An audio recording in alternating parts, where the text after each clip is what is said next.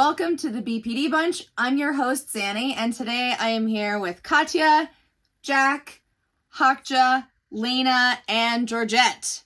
Where in the world is everyone coming from today? West Midlands, United Kingdom. Atlanta, Georgia, United States. New Jersey, United States. I'm currently in Baltimore, Maryland, United States. And I am also in New Jersey, United States. Today we're going to be talking about BPD and impulsivity with money. If this and other BPD-related topics interest you, make sure to like, subscribe, and turn on your notifications so that you do not miss anything. You can also support us on Patreon for even more content. We have cool behind the scenes and extended cuts of our episodes, so definitely go check that out. So I want to start this conversation by directing things over to Lena, who is not only someone with lived experience of BPD, but is a therapist who works with people with BPD. On the diagnostic criteria for borderline personality disorder, there is a symptom of impulsivity in at least two areas that are potentially self-damaging. And impulsivity with money is not necessarily specifically listed, and lots of people with BPD do report struggling with impulsivity with money. So Lena, as a therapist, how do you conceptualize this? What does impulsivity with money in the context of BPD look like? I really think it's important to contextualize it within the understanding that there's so much involved in it in terms of class and race and whether we come from generational wealth, right? Like that really determines how damaging your impulsivity with money is, right? So I just want to name that because I think it's really important to think about that. But as a therapist, the way I look at impulsivity with money or in general is typically with BPD, we see a type of impulsivity where we often have a hard time waiting to make decisions. Often our actions are pretty immediate, right? I often see clients will, make purchases, spend money without even really thinking about it. The action is pretty immediate. We say, I want this, I'm gonna get it. I'm not gonna think about the consequences, right? And where that's different from maybe sort of typical impulsivity with money, because I think most people from time to time might spend more than they can. But with my clients with BPD, it often looks like, making purchases that could severely put us in significant debt or put us in situations where maybe we're owing people money that could be dangerous to us. We could be, there's really a point where it becomes self-destructive, where it puts us in harm's way, right? And I'll give an example for myself. When I was in college, I studied abroad in India, and I decided partway through the program just to leave it. And, my parents had spent, thousands of dollars for me to go on this trip.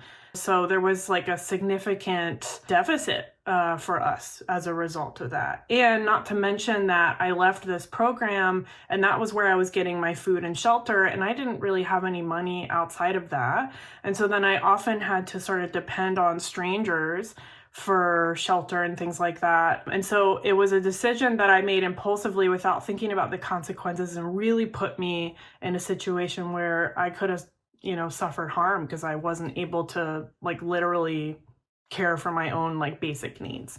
So that's kind of how I think about it as a therapist. And I think it also ties into a lot of our other symptoms, right? For example, I think it ties a lot into the difficulty with a sense of identity, right? Because if I don't have a sense of identity, I really think about often the things I buy or the environments I'm part of as my identity. And so if I can buy something that will make me feel like I have a sense of identity when I don't, it makes it a lot more appealing. So for everyone, what did impulsivity with money look like for you? I think for me, it's definitely resulted in some very unwanted consequences, and it's a pattern of behaviour for me. So I do struggle with impulsivity with one-off isolated incidents where I do things where I don't think things through, but then I also have impulsivity with just ongoing patterns of behaviour that are not controlled at all. So for me, I always think about times like buying a car. So if someone was to do that spontaneously, they would maybe go to a forecourt, have a look at a car, not necessarily plan on purchasing that car, but then they decide to take it anyway. And they buy that car not having planned to buy the car, but they know that they can afford it, even though it's a bit of a struggle. For me, I would turn up at the forecourt, pick a car that I knew I had no way of being able to afford, and take on that financial burden. And then afterwards, panic about it because I knew that I hadn't rationally considered what I was doing. And that's quite a big purchase, but it has happened with smaller purchases as well. So one of the most memorable ones recently is I decided to buy an electric organ, which is a musical instrument. That probably in itself doesn't sound that bad, but when I tell you that I've never actually learned how to play one and I had no intention of ever taking lessons on how to play one, it then ended up stuck in my living room, taking up space for about 2 years before my husband said, you've got to get rid of that thing because it's absolutely pointless, because I was using it as a shelf to like store things on. And that's the kind of thing that happens really quite regularly with me. So I will go and spend quite a lot of money on things that I don't need, and then afterwards I'll feel quite a lot of shame and regret about what I have bought. And I am a serial returner, so I will buy loads of stuff and then afterwards it'll be that kind of feeling where you've eaten too much chocolate and you feel slightly sick about what you've done, and then I have to spend all the time returning it. So again, it's just about that instant gratification where I feel distress. So to solve that problem, I will then spend money in the false belief that it will make me feel better about what I've done, but it very rarely does. What is forecourt? Is that, I don't know. I didn't know that term. I don't know what they're actually called over there, but you know where you go to a place to buy a car and there's just loads and loads of new cars everywhere and you just pick one and buy it? Maybe like an auto mall where there's like a ton of different dealerships. Yeah. So like there's all the different brands in one kind of area. It's like a candy store for cars, and you just like pick the one that you like the look of and then worry about if you can afford it afterwards.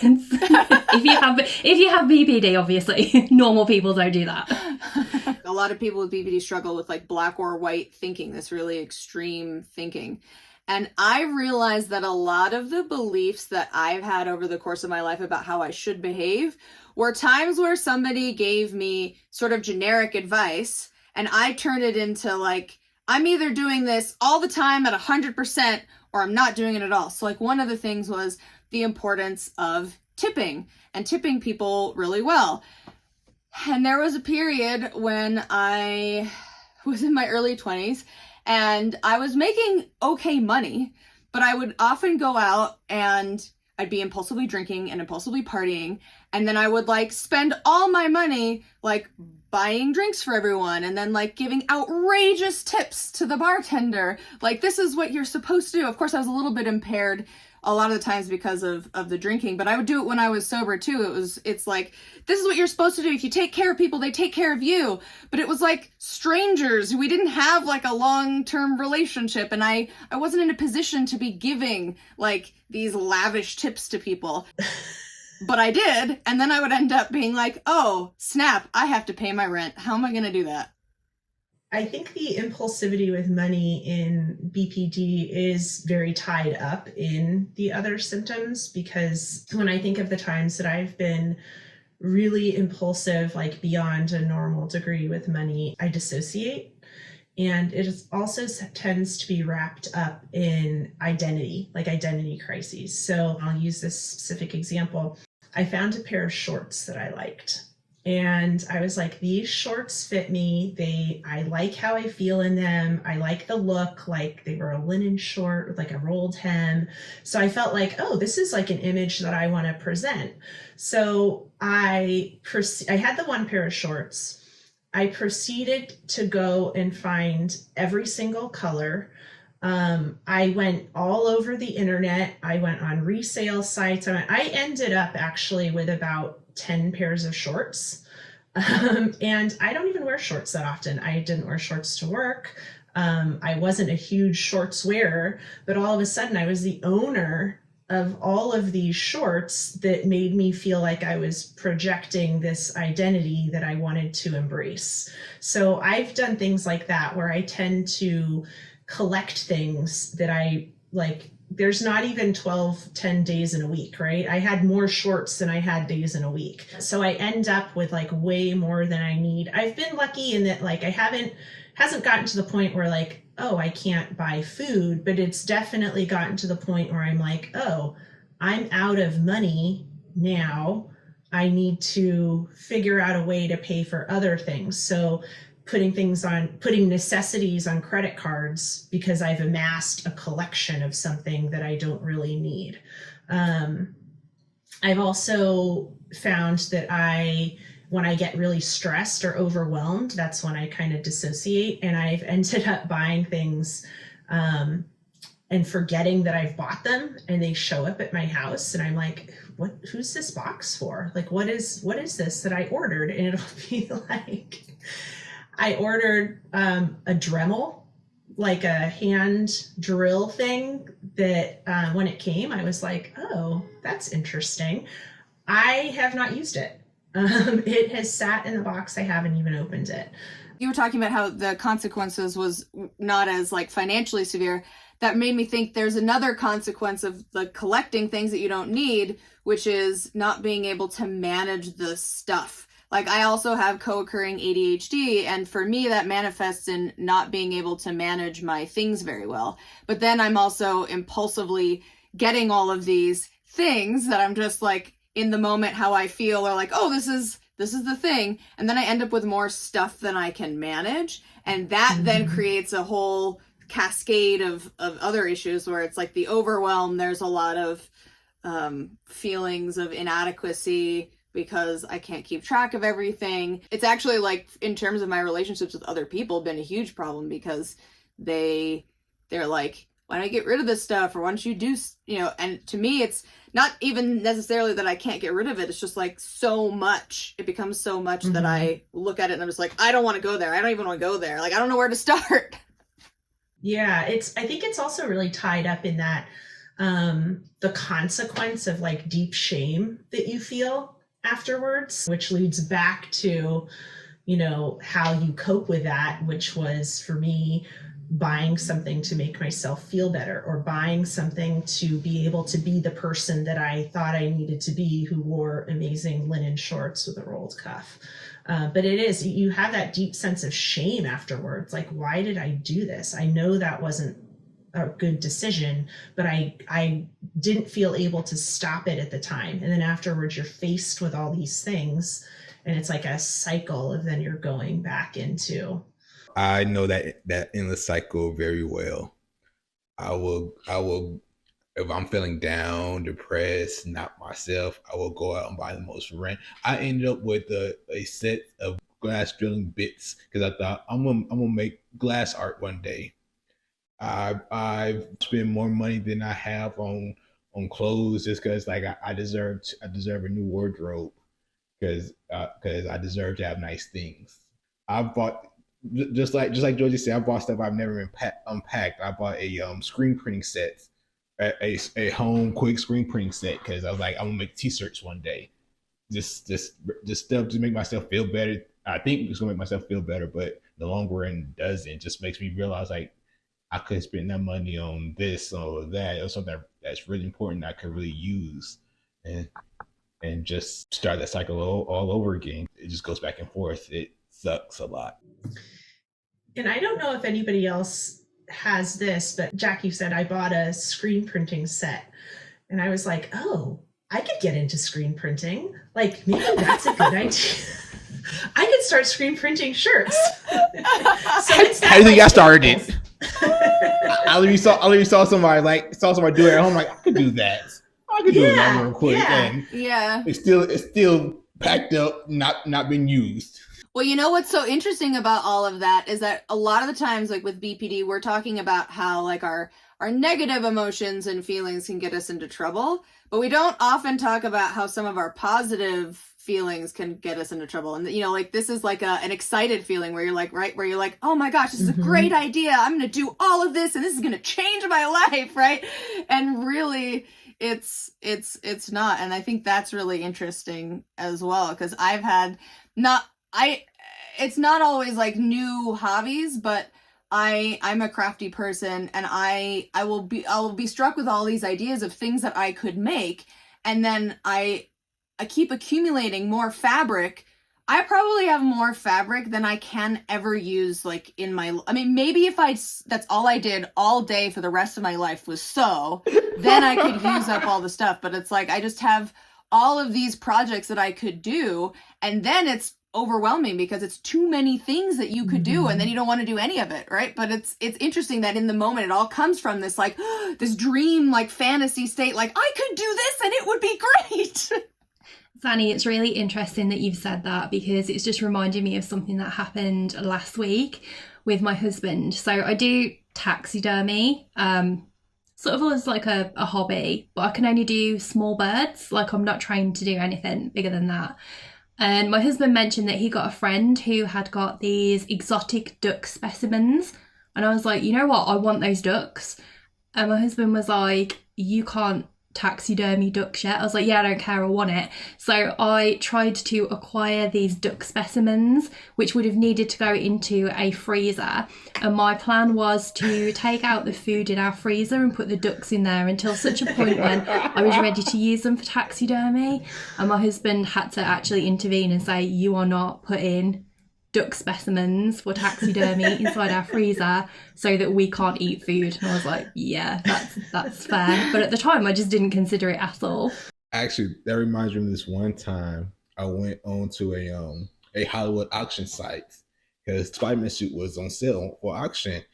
I went on there and it was up to like $42,000, and I was about willing to go bankrupt to buy that suit. I had to have it. I needed it. It was important. I felt like it was important. So I was going like, you know what? I don't need it. I'm not probably gonna live past 35, so it's okay. I can spend all my money I don't have now to buy this Black Spider-Man suit that I'm not ever gonna wear because it's beat up. Oh yeah, for me it's more nihilistic. It's I'm not gonna be here for long, so there's no point in me wanting to save all the money. I'm not gonna make it to my 32nd birthday, so there's no point in me saving to buy a house, saving to buy a car. It's more nihilistic that I won't be here for long, so I don't need to save my money because I can't take it with me, so might as well use it while I can.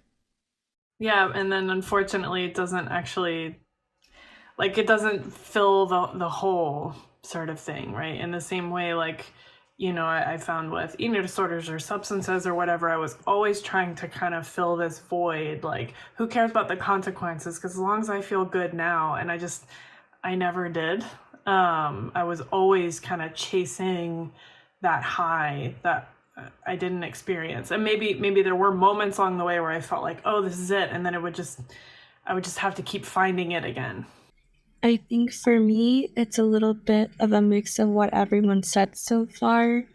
But for me, it's always been about attaching myself to a group. So whatever the group does, I do.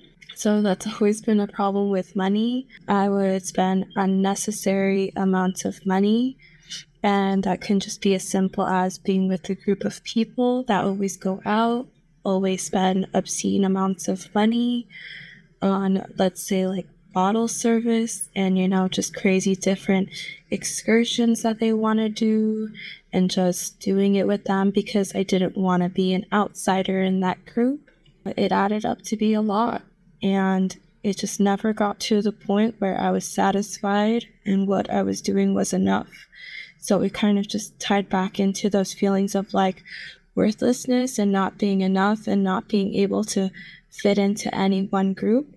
So I just kept doing that. I kept group hopping, whether it was to a pyramid scheme or like this group of boys that were friends with me that were very into crypto, who told me I had to buy all this crypto that I couldn't buy and, you know, could buy like another $8,000, you know? So what are some strategies that you have for managing impulsivity with money more effectively? For me, it's the mindfulness. When I get that urge to spend, recognizing that in myself and trying to figure out why I'm having that urge. I made a budget. I have it organized so I know what I need, all my bills every month, and I have them organized by the date they're due. And I get paid bi-weekly, so I have my budget, like, it's very planned out. And the day I get paid, I will pay all of my bills that are due during that pay period cycle, so that I don't ever miss a bill because I thought I had money that I actually didn't have. So paying my bills immediately after getting paid has really helped. The other thing that I do is I will put things in shopping carts online. I will put things in shopping carts, and then it's hard to do, but I will then put the phone away, put it down, walk away, do something else. And I find that sometimes I never even go back to the website. And then eventually I go through my cart when I really need something and I have all these other things in the cart, I'll save it for later. And then later on, I can go back and look and see, like, why did I need that ball of yarn? Like, why did I put that sari fabric in there? So that's helped me, like, scratch the itch of wanting to buy, but also given me time to reflect on, do I really need that thing? So I spend most of my money on things that are secondhand now. And in the UK, we have things called kilo sales. And that is where you go to a pop-up event in, say, a warehouse, and you get a bag and you go through all of the racks of vintage clothes, you fill it up, and then you actually pay by the kilogram. So you kind of get that dopamine hit from impulsively shopping, but you know that A, there is a spending cap on it, and B, that they are definitely going to be clothes that you like, because not everyone is going to be wearing the same kind of thing because they're one-off pieces. And I think previously I would spend a lot of money on things that I thought were unique, because I didn't like to spend money on things that everybody had. So it kind of scratches that itch for me, but also because a lot of what I was doing with consumerism was not having a good impact on the environment. It is something where it's more sustainable, because if I don't like the pieces, I can just, sell them online, donate them to charity. So in that sense as well, it's slightly better for the environment in terms of the consumerist behaviour. But also, I don't really spend money so much on physical things anymore. I try and spend it on experiences, so things like barista courses, taxidermy courses, that kind of thing, because I found that I was acquiring so much stuff that I didn't have space for, that when it came to disposable income, I actually didn't really have anything to spend it on because I hadn't got any space for storage. So I try and transfer it now to things that are going to have value in terms of skills and experiences. But also as well, I do have a prepaid card. So that's linked to my bank card, but I will shift a certain amount of money every month that is purely designated for disposable income for me to spend however I want onto that card to make it more manageable as well.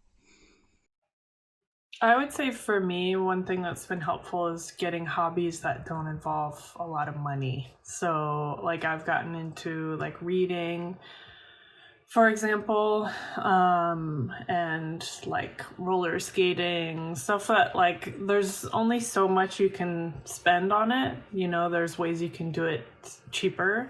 And I think that's been a huge help, because if I have a lot of hobbies where, like fashion and stuff like that are all about spending money, I'm just going to be constantly fighting with my bank account every month. But I would also say, like, I've had to be a lot more mindful about who I follow on social media, and I've kind of reduced how much I spend on social media, other than looking at like certain pages and friends and stuff that I like to follow, because I found that, watching certain accounts and seeing like people's lifestyle and their clothes and whatever they were able to afford, it made me, want to buy things I couldn't afford. And so I had to really be careful about that. Don't go anywhere. That's what I do. I just chill in the house. I watch TV. I do stuff that's free at the house. If I do want to drink, I do at the house. Go get me a $10 bottle of wine. Get me a $2 pizza from Dollar General, and turn on Netflix. Yeah, I realized that I realized that going out, you are gonna end up spending money no matter what. So just the house, you don't got to be around a lot of people too, because I don't like being around a lot of people. So that's what I do. I just stay in the house. You can still spend money at the house because of internet shopping and all that, which sucks now, but you have less of a chance to spend unnecessary money. So yeah, just stay in the house. I think for me, I'm a really big planner. It's definitely one of my strengths. So I've learned to plan to spend impulsively in a controlled manner, you know? I think there's just so many like features now, like apps and websites on the internet that we just don't utilize properly. Like, let's say I really want like certain things, right? Like items that I can buy online, I will set up on my computer where you can have on Google that it tracks the price of the item. So I will always be like looking at it and I'm like, that's not low enough for me, but I'm gonna get it, just not right now. So it kind of reassures my brain that we're gonna have it. It's okay, we're gonna buy it, but just not right now. And I have a little bit more control with that now than I used to. And same thing goes with trips. Like I'll be watching the flights, I'll be waiting, like I want it to dip because you can see trend patterns too online, especially with flights. It'll tell you, is it high right now? Is it average? Is it low? I always try to wait till it dips before the low before I purchase it. So I allow myself to have the things that I want, but with a little bit more planning into it, a little bit more making sure that it's a financially sound decision for sure. Yeah, I do. I do sometimes do the cart thing. There's a couple of other like specific strategy things for approaching this that are helpful for me. One is I use this for other like sort of impulsivity in general, but it's the 24-hour rule. Especially like if I see something in a store, like chances are it's gonna be there tomorrow, right? And if I go home and tomorrow I wake up and I still want to get out of my house and take the car all the way there to buy the thing, then I always can. And oftentimes I've forgotten about it by the next day, and it's really not that important. And the other thing that I do is, in terms of just my approaching my finances, is I don't leave the house with a high limit credit card. I only ever carry a very low limit one, and that's primarily for emergencies. So, something that I could pay off very easily, that's not going to rack up debt. And that really helps because even if I max it out, it's not going to be something that I have to work for years to fix. And that really helps me to limit some of the negative consequences of some of those impulsive behaviors when I do end up making, more impulsive decisions. So the last time I felt I was feeling really down, I walked into Nordstrom Rack and they had a bunch of clearance racks. I found this dress that I was like, oh my God, I could picture myself in it. I thought it was amazing. But I said, it'll be there tomorrow if I really want it, right? It was hard to walk away, but I did. I did go back the next day and I found it on the rack. But at that point I was like, well, let me try it on. And I tried it on. It had no pockets. And even though I pictured it looking amazing, when I actually put it on, I was like, oh, I don't really like this. So I was able to like walk away from it. But I was glad I let myself like think of it. I had my sights on it. I gave myself the 24 hours, and it was like the more steps you put in the way of getting it, the more your thinking brain takes over. Yeah.